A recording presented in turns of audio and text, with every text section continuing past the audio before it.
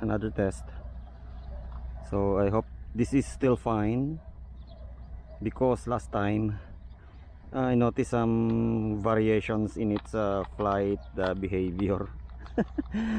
So hopefully this is still fine, because as far as I know, as per my experience, brush motor RC helicopters and quadcopters are easily wear out. It loses its power right away or fast, because of the like I always mention, you know, the friction and the rubbing of the parts. Like the gears, because I think this is a gear. There's a gear here for this shaft. There's a gear here to make the propeller turn and to make it fly. There's a gear here that makes the propeller turn. Anyway, hopefully this is still fine. Okay, I wanna try again for the, I don't know kung ilang ano na to. Yeah, I think it is a default, it's first rate. Okay, this is still fine. There's a slight breeze. I don't want to fly it higher because of the breeze.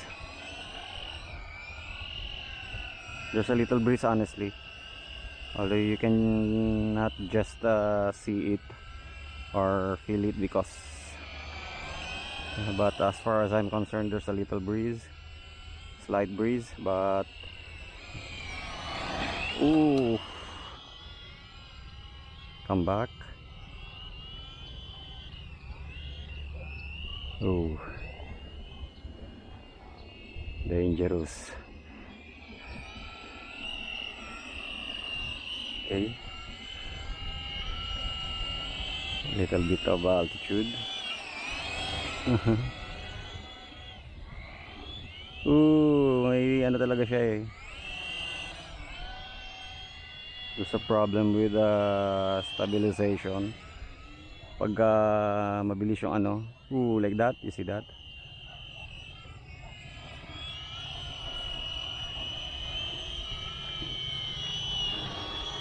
If you turn it suddenly, it loses its it almost. Ooh,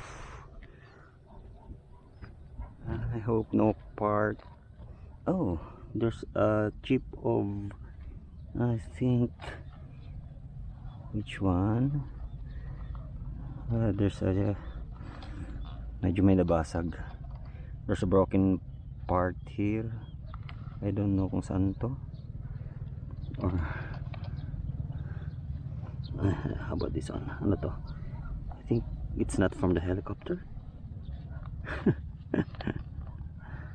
I don't know.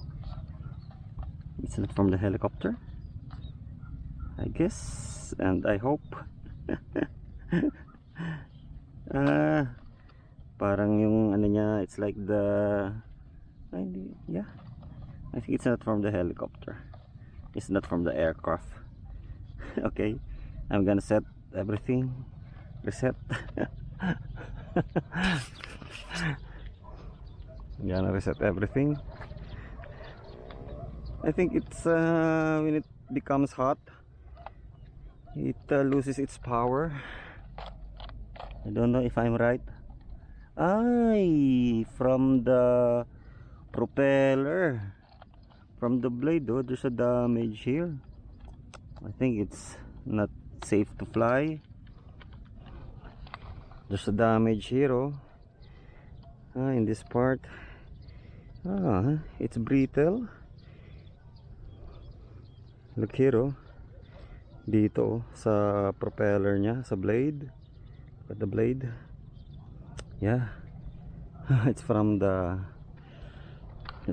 aircraft's blade. Ito, two of them, you know.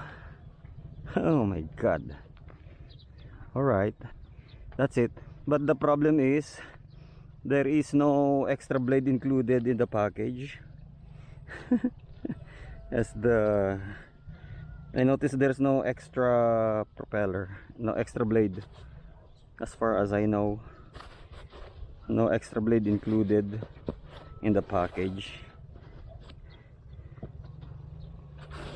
No extra blade. So I think this is a toy grade. I mean, this is disposable. I think this is a disposable. Look at this. I think this is disposable.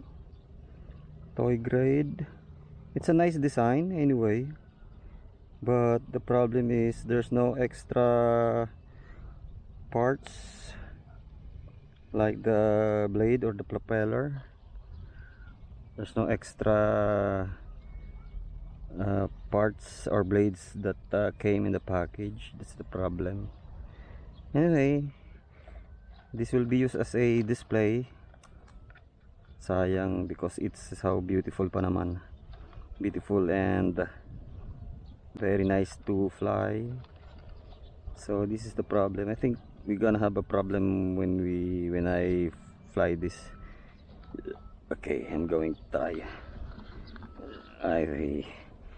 But I'm going to land it right away if I observe erratic flight behavior.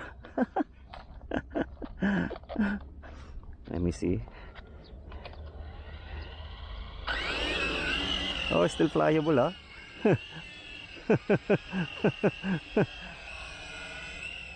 Still okay, still good.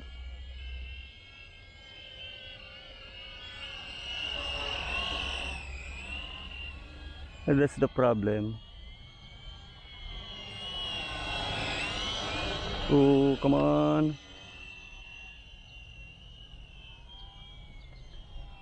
It is easy to break. It's easy to break. I think it loses its power. I don't know if it's already low voltage. Kind of low voltage behavior if it loses its altitude. Okay, I think those are the trucks that will okay, I'll see you later. These trucks are coming.